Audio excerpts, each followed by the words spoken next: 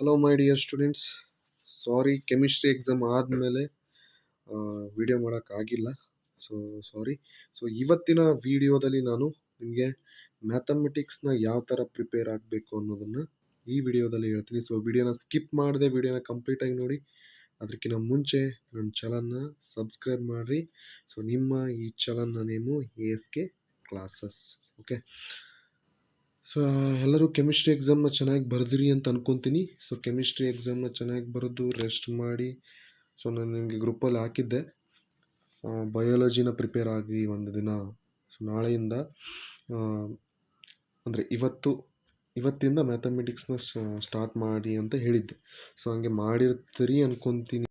ಮಾಡಿಲ್ಲ ಅಂದರೂ ಕೂಡ 2 ದಿನದಲ್ಲಿ ನೀವು ಮ್ಯಾಥಮೆಟಿಕ್ಸ್ನ ಚೆನ್ನಾಗಿ ಪ್ರಿಪೇರ್ ಆಗ್ಬೋದು. ಯಾವುದೇ ಕಾರಣಕ್ಕೂ ಟೈಮನ್ನು ವೇಸ್ಟ್ ಮಾಡಬೇಡ್ರಿ. ಫಿಸಿಕ್ಸ್ ಚೆನ್ನಾಗಾಗಿದೆ ಅಂತ ಗೊತ್ತು, ಕೆಮಿಸ್ಟ್ರಿ ಚೆನ್ನಾಗಾಗಿದೆ ಅಂತ ಗೊತ್ತು. ಆ ಖುಷಿಯಲ್ಲಿ ಬರುವಂಥ ಎಕ್ಸಾಮ್ಗಳನ್ನು ಕೇರ್ಲೆಸ್ ಮಾಡೋಕ್ಕೆ ಹೋಗಬೇಡಿ. ಫಸ್ಟ್ ಆಫ್ ಆಲ್, ಮ್ಯಾಥಮೆಟಿಕ್ಸ್ ಅಂದರೆ ನಿಮಗೆ ನಿಮ್ಮ PUC ಎಕ್ಸಾಮಲ್ಲಿ ನಿಮ್ಮ ಸ್ಕೋರನ್ನು ಬೂಸ್ಟ್ ಮಾಡೋದಕ್ಕೆ ಇರುವಂಥ ಸಬ್ಜೆಕ್ಟ್.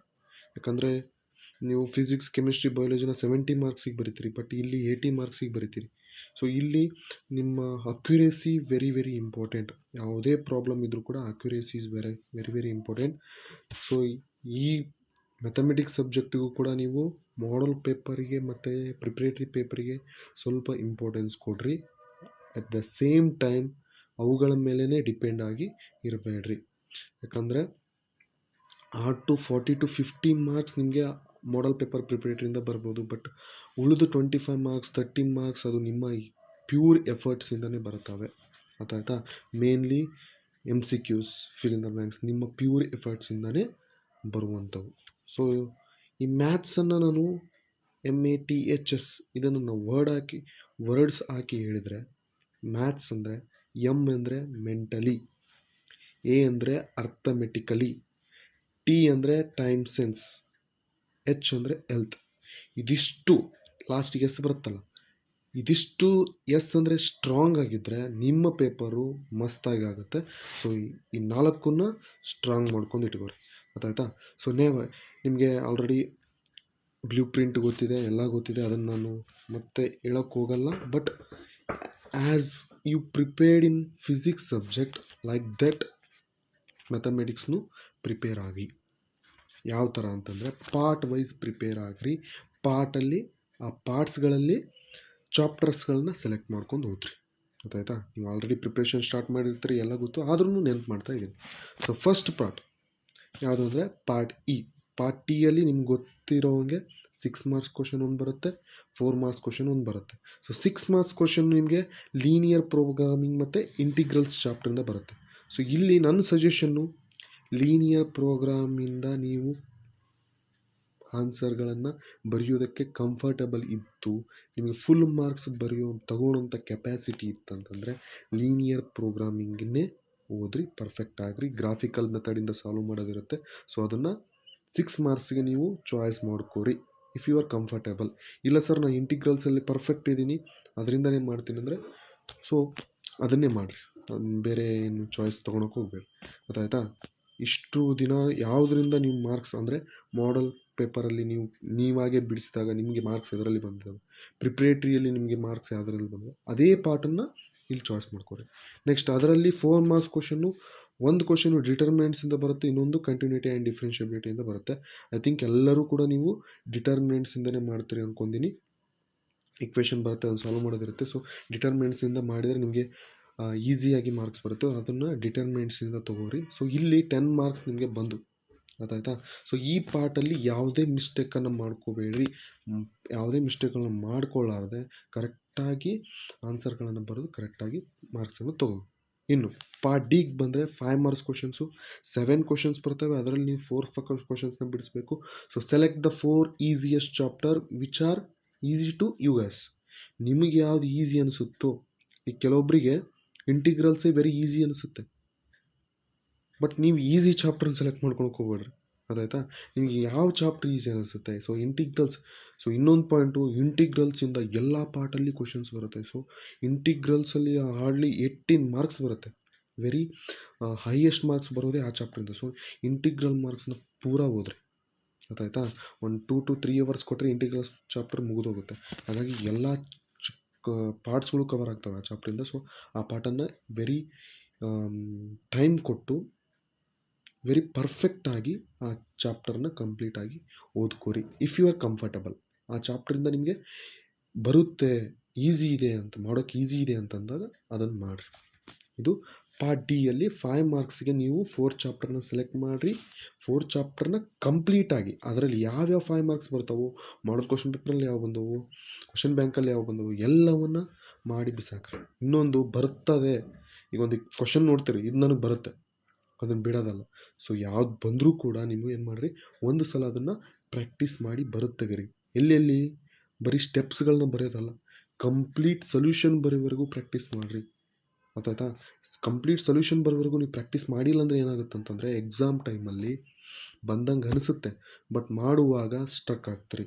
ಸ್ಟ್ರಕ್ ಆದರೆ ಆ ಪ್ರಾಬ್ಲಮ್ ಮಾತ್ರ ಸ್ಟ್ರಕ್ ಆಗಲ್ಲ, ಈಸಿ ಇರುವಂಥ ಎಲ್ಲ ಪ್ರಾಬ್ಲಮ್ಗಳು ಕೂಡ ಸ್ಟ್ರಕ್ ಆಗ್ತಾರೆ. ಯಾಕಂತಂದರೆ ಅದನ್ನು ನೀವು ಕರೆಕ್ಟಾಗಿ ಮಾಡಿರಲ್ಲ. ಹಂಗಾಗಿ ಎಲ್ಲ ಪ್ರಾಬ್ಲಮಲ್ಲೂ ಅದು ನಿಮಗೆ ಪ್ರಾಬ್ಲಮ್ ಆಗುತ್ತೆ. ಹಾಗಾಗಿ ಯಾವುದೇ ಕ್ವಶನ್ ಇರಲಿ, ನಿಮಗೆ ಎಷ್ಟೇ ಪರ್ಫೆಕ್ಟಾಗಿ ಬರಲಿ, ಒಂದು ಸಲ ಅದನ್ನು ಪ್ರಾಕ್ಟೀಸ್ ಮಾಡಿರಿ ವಿತ್ ಸೊಲ್ಯೂಷನ್, ಲಾಸ್ಟ್ ಆನ್ಸರ್ ಬರೋವರೆಗೂ ಕೂಡ. ಸೊ 5 ಮಾರ್ಕ್ಸಿಗೆ 4 ಚಾಪ್ಟರ್ ಸೆಲೆಕ್ಟ್ ಮಾಡ್ತೀರಿ, ಕರೆಕ್ಟಾಗಿ ಪ್ರಿಪೇರ್ ಆಗ್ತೀರಿ, ಕರೆಕ್ಟಾಗಿ ಓದ್ರಿ. ಸೊ ಟೈಮ್ ಇತ್ತು ಅಂದರೆ ಇನ್ನೂ ಒಂದು ಚಾಪ್ಟರ್ನು ಕೂಡ ಕರೆಕ್ಟಾಗಿ ಓದ್ರಿ, ಗೊತ್ತಾಯ್ತಾ. ಆ ಚಾಪ್ಟ್ರಲ್ಲಿ ಏನು ಓದಬೇಕಂತಂದರೆ only model question paper, preparatory question ಪೇಪರಲ್ಲಿ ಏನು ಕ್ವಶನ್ಸ್ ಬಂದವೋ ಅವನ್ನಷ್ಟೇ ಓದ್ರಿ ಸಾಕು, ಗೊತ್ತಾಯ್ತಾ. ಇದು ಪಾರ್ಟ್ ಡಿ ಎಲ್ ಆಯಿತು. ಇನ್ನು ಪಾರ್ಟ್ ಸಿ ಎಲ್ಲಿ ಬಂದರೆ 3 ಮಾರ್ಕ್ ಕ್ವಶನ್ಸು 9 ಕ್ವಶನ್ಸ್ ಬರ್ತವೆ. 6 ಕ್ವಶನ್ಸ್ನ ನೀವು ಸಾಲ್ವ್ ಮಾಡಬೇಕು. ಇದಕ್ಕೂ ಕೂಡ 6 ಚಾಪ್ಟರ್ನ ಸೆಲೆಕ್ಟ್ ಮಾಡಿರಿ. Again which are easy to you guys ಅಂಥವನ್ನ ಸೆಲೆಕ್ಟ್ ಮಾಡಿರಿ. ಸೊ ಸ್ಟೆಪ್ಸ್ಗಳಿಗೆ ಇಂಪಾರ್ಟೆನ್ಸ್ ಕೊಡಿರಿ, ಫಾರ್ಮುಲಾಸ್ಗೆ ಇಂಪಾರ್ಟೆನ್ಸ್ ಕೊಡಿರಿ. ಸೊ 3 ಮಾರ್ಕ್ಸ್ ಕ್ವಶನ್ಸ್ನ ಈಸಿಯಾಗಿ ಮುಗಿಸ್ತೀರಿ. ಸೊ ಪಾರ್ಟ್ ಬಿ ಯಲ್ಲಿ ಬಂದರೆ 2 ಮಾರ್ಕ್ಸ್, ಅಗೇನ್ 9 ಕ್ವಶನ್ಸ್ ಬರ್ತವೆ. 6 ಕ್ವಶನ್ಸ್ನ ಬರಿಬೇಕು ನೀವು. ಸೊ 6 ಕ್ವಶನ್ಗೂ ಕೂಡ ಸೊ ಯಾವ ರಿಪೀಟ್ ಆಗಿರ್ತವೆ ಅಂದರೆ 3 ಮಾರ್ಕ್ಸಿಗೂ ಬಂದಿರ್ತದೆ ಚಾಪ್ಟರು, 2 ಮಾರ್ಕ್ಸಿಗೂ ಬಂದಿರ್ತದೆ, ಅಂಥ ಚಾಪ್ಟರ್ಗಳನ್ನ ಸೆಲೆಕ್ಟ್ ಮಾಡ್ಕೊರಿ. ಯಾಕಂತಂದರೆ ಅಲ್ಲಿ ಆಲ್ಮೋಸ್ಟ್ ಎಲ್ಲ ಕವರ್ ಆಗುತ್ತೆ, ಚಾಪ್ಟರ್ಗಳು ಕವರ್ ಆಗಿಬಿಡುತ್ತೆ. ಹಾಗಾಗಿ ಸೊ ಪಾರ್ಟ್ ಬಿ ಕೂಡ ಇಂಪಾರ್ಟೆನ್ಸ್ ಕೊಡ್ರಿ. ಸಣ್ಣ ಪ್ರಾಬ್ಲಮ್ ಬರ್ತವೆ ಅಂತೇಳಿ ನೆಗ್ಲಿಜೆನ್ಸಿ ಮಾಡೋಕ್ಕೆ ಹೋಗಬೇಡ್ರಿ. ಸೊ ಎಲ್ಲ ಸ್ಟೆಪ್ಗಳನ್ನು ಕರೆಕ್ಟಾಗಿ ಪ್ರಾಕ್ಟೀಸ್ ಮಾಡಿರಿ. ಸೊ ಪಾರ್ಟ್ ಬಿ ಯಲ್ಲಿ ಕೂಡ ಯಾವುದೇ ಮಾರ್ಕ್ಸ್ಗಳು ನಿಮ್ಗೆ ಡಿಡಕ್ಟ್ ಆಗೋದಿಲ್ಲ. ಇನ್ನೊಂದು ವೆರಿ ಇಂಪಾರ್ಟೆಂಟ್, ನಿಮಗೆ ಔಟ್ ಆಫ್ ಮ್ಯಾಥಮೆಟಿಕ್ಸಲ್ಲಿ ಬರಬೇಕಂದ್ರೆ ಈ ಪಾರ್ಟ್ಗಳು ವೆರಿ ಇಂಪಾರ್ಟೆಂಟ್. ಪಾರ್ಟ್ ಎ ಯಲ್ಲಿ MCQ ಮತ್ತು fill in the blank. So sir ಏನು ನಾವು ಓದಿದ್ರೂ MCQ ಅಲ್ಲಿ ಮಾರ್ಕ್ಸ್ ಬರ್ತಾ ಇಲ್ಲ. ಸೊ ನೀವು ಫಿಸಿಕ್ಸಲ್ಲಿ, ಕೆಮಿಸ್ಟ್ರಿಯಲ್ಲಿ ನೋಡಿರ್ತೀರಿ, ಎಲ್ಲ ಇಡೀ ಹೋಲ್ ಪಾರ್ಟ್ಗಳನ್ನು ಕರೆಕ್ಟಾಗಿ ಬರೆದಿರ್ತೀರಿ, MCQ ಅಲ್ಲಿ ಮಾರ್ಕ್ಸ್ ಹೋಗ್ತಾ ಇದ್ದಾವೆ. ಫಿಲ್ ಇನ್ ದ ಬ್ಲ್ಯಾಂಕಲ್ಲಿ ಅಲ್ಲೇ ಆನ್ಸರ್ ಇದ್ರೂ ಫಿಲ್ ಇನ್ ದ ಬ್ಲ್ಯಾಂಕಲ್ಲಿ 1-2 ತಪ್ಪಾಗ್ತಾ ಇದ್ದಾವೆ. MCQ ಅಲ್ಲಿ ಗೊತ್ತಿರೋನೇ ತಪ್ಪಾಗಿ ಬರ್ತಾ ಇದ್ದಾರೆ. ಏನು ಪ್ರಾಬ್ಲಮ್ ಅಂತಂತಂದರೆ ಯಾವುದೇ ಕಾರಣಕ್ಕೂ ಕ್ವಶನ್ಸ್ಗಳನ್ನು ನೋಡಿ ಭಯಭೀತರಾಗಬೇಡ್ರಿ. ಸೊ ಮ್ಯಾಥಮೆಟಿಕ್ಸಲ್ಲಿ ಬಂತಂದರೆ ನಿಮ್ಮ ಮಾರ್ಕ್ಸು ಲೂಸ್ ಆಗೋಕ್ಕೆ ಚಾನ್ಸೇ ಇಲ್ಲ, ಗೊತ್ತಾಯ್ತಾ. MCQ ಮತ್ತು ಫಿಲ್ ಇನ್ ದ ಬ್ಲ್ಯಾಂಕಲ್ಲಿ ಯಾವಾಗ ಲೂಸ್ ಯಾವಾಗಂತಂದರೆ ಫಾರ್ಮುಲಾಸ್, ಇಂಪಾರ್ಟೆಂಟ್ ಫಾರ್ಮುಲಾಸ್ ಬಗ್ಗೆ ಕಾನ್ಸಂಟ್ರೇಟ್ ಮಾಡಿರಿ, ಮತ್ತು ಡೆಫಿನೇಷನ್ಸ್ ಮೇಲೆ ಕಾನ್ಸಂಟ್ರೇಟ್ ಮಾಡಿ. ಇವೆಲ್ಲ ನಿಮ್ಗೆ ಕರೆಕ್ಟ್ ಗೊತ್ತಿದ್ರೆ MCQ ಮತ್ತು ಫಿಲ್ ಇನ್ ದ ಬ್ಲ್ಯಾಂಕ್ಸಲ್ಲಿ ಮಾರ್ಕ್ಸ್ ಹೋಗೋಕ್ಕೆ ಚಾನ್ಸೇ ಇಲ್ಲ. ಇನ್ನೊಂದು ಕಂಡೀಷನ್ಸ್, ಕೆಲವೊಂದು ನಾವು ನ್ಯೂಮೆರಿಕಲ್ಸಿಗೆ ಮಾಡಬೇಕಾದ್ರೆ ಸ್ವಲ್ಪ ಕಂಡೀಷನ್ಸ್ ಅಪ್ಲೈ ಮಾಡ್ತಾರೆ. ಫಾರ್ ಎಕ್ಸಾಂಪಲ್ ಯಾವುದೋ ಒಂದು ಫಾರ್ಮುಲಾ ಇತ್ತಂದರೆ ಈ ಕಂಡೀಷನ್ಸಲ್ಲಿ ಈ ಫಾರ್ಮುಲಾನ ಈ ಥರ ಯೂಸ್ ಮಾಡ್ತಿರ್ತಾರೆ, ಅಂದರೆ ಬೇರೆ ಥರ ಯೂಸ್ ಮಾಡ್ತಿರ್ತಾರೆ. ಸೊ ಆ ಕಂಡೀಷನ್ಸ್ಗಳ ಮೇಲೆ ಸೊ ಕಾನ್ಸಂಟ್ರೇಟ್ ಮಾಡಿರಿ. ಅದಾದ ಮೇಲೆ ನೋಟ್ಗಳು, ಸೊ ಕೆಲವೊಂದು ಇಂಪಾರ್ಟೆಂಟ್ ನೋಟ್ಗಳನ್ನು ಬರೆಸಿರ್ತಾರೆ, ಆ ನೋಟ್ಗಳ ಮೇಲೆ ಕಾನ್ಸಂಟ್ರೇಟ್ ಮಾಡಿರಿ. ಇಂಪಾರ್ಟೆಂಟ್ ಪಾಯಿಂಟ್ಸ್ಗಳ ಮೇಲೆ ಕಾನ್ಸಂಟ್ರೇಟ್ ಮಾಡಿರಿ. ಸೊ ಡಯಾಗ್ರಾಮ್ಗಳ ಮೇಲೆ ಕಾನ್ಸಂಟ್ರೇಟ್ ಮಾಡಿರಿ, ಯಾವುದಾದ್ರು ಡಯಾಗ್ರಾಮೆಟಿಕ್ ಪಾಠ ಇತ್ತಂತಂದ್ರೆ. ಸೊ ಇವನ್ನೆಲ್ಲ ನೀವು ಕನ್ಸಿಡರ್ ಮಾಡಿದ್ರೆ ಅಂತಂದರೆ ನಿಮಗೆ MCQ ಮತ್ತು ಫಿಲ್ ಇನ್ ದ ಬ್ಲ್ಯಾಂಕ್ಸಲ್ಲಿ ಮಾರ್ಕ್ಸು ಹೋಗೋ ಚಾನ್ಸೇ ಇಲ್ಲ. ಸೊ ಕಾನ್ಸಂಟ್ರೇಷನ್ ಕೊಡ್ರಿ, ಗೊತ್ತಾಯ್ತಾ. ಇಷ್ಟು ಮಾಡಿದರೆ ನಿಮಗೆ ಈಸಿಯಾಗಿ ಮ್ಯಾಥಮೆಟಿಕ್ಸಲ್ಲಿ ಔಟ್ ಆಫ್ ತೆಗೆಯೋ ಚಾನ್ಸಸ್ ಭಾಳ ಇದೆ. ಸೊ ಹಾಗಾಗಿ ಎಲ್ಲದನ್ನು ಕಾನ್ಸಂಟ್ರೇಟ್ ಮಾಡಿ, ನಿಮಗೆ ಮ್ಯಾಥಮೆಟಿಕ್ಸಲ್ಲಿ ಔಟ್ ಆಫ್ ಪಕ್ಕ ಬರುತ್ತೆ. ಸೊ ಆಲ್ ದ ಬೆಸ್ಟ್, ಚೆನ್ನಾಗಿ ಪ್ರಿಪೇರ್ ಆಗಿ, ಟೈಮ್ ವೇಸ್ಟ್ ಮಾಡಬೇಡ್ರಿ. ಏನಾದರೂ ಡೌಟ್ ಇದ್ದರೆ ಅದನ್ನ ಕ್ಲಿಯರ್ ಮಾಡಿಕೊಂಡು ಕರೆಕ್ಟಾಗಿ ಓದ್ರಿ. ಯಾವುದಕ್ಕೂ ಭಯಭೀತರಾಗಬೇಡ್ರಿ. As I say, physics chemistry ಯಾವ ಥರ ಈಸಿ ಇತ್ತು, ಮ್ಯಾಥಮೆಟಿಕ್ಸು ಕೂಡ ಈಸಿ ಇರುತ್ತೆ ಅಂತ ಅಂದ್ಕೊಳಕ್ಕೆ ಹೋಗಬೇಡ್ರಿ. ಯಾವಾಗ ಈಸಿ ಆಗುತ್ತೆ ಅಂತಂದರೆ ಅಲ್ಲಿ ಬರುವಂಥ ಎಲ್ಲ ಕ್ವಶನ್ ಪೇಪರ್ ಈಸಿ ಇತ್ತು ಅಂತ ತಿಳ್ಕೊರಿ, ಅಲ್ಲಿ ಬರುವಂಥ ಎಲ್ಲ ಕ್ವಶನ್ಸ್ಗೆ ನಿಮ್ಮ ಹತ್ರ ಸೊಲ್ಯೂಷನ್ಸ್ ಇದ್ದರೆ ಆವಾಗ ಈಸಿ ಕ್ವಶನ್ ಪೇಪರ್ ಈಸಿ ಬಂದು ನಿಮಗೆ ಅದು ಸಾಲ್ವ್ ಮಾಡೋಕ್ಕೆ ಬಂದಿಲ್ಲ ಅಂದರೆ ಅದು ಟಫ್ ಪೇಪರೇ ಆಗುತ್ತೆ. ಹಾಗಾಗಿ ಯಾವುದೇ ಕಾರಣಕ್ಕೂ ಭಯಭೀತರಾಗಬೇಡ್ರಿ. Question paper ಈಸಿಯಾಗಿರುತ್ತೆ. ಯಾವ ಥರ ಫಿಸಿಕ್ಸ್ ಕೆಮಿಸ್ಟ್ರಿ ಮಾಡಿದ್ರು ಅದೇ ತರಹ ಇದನ್ನು ಕೂಡ ಮಾಡ್ತೀರಿ. Okay, all the best. ಚೆನ್ನಾಗಿ ಓದ್ರಿ.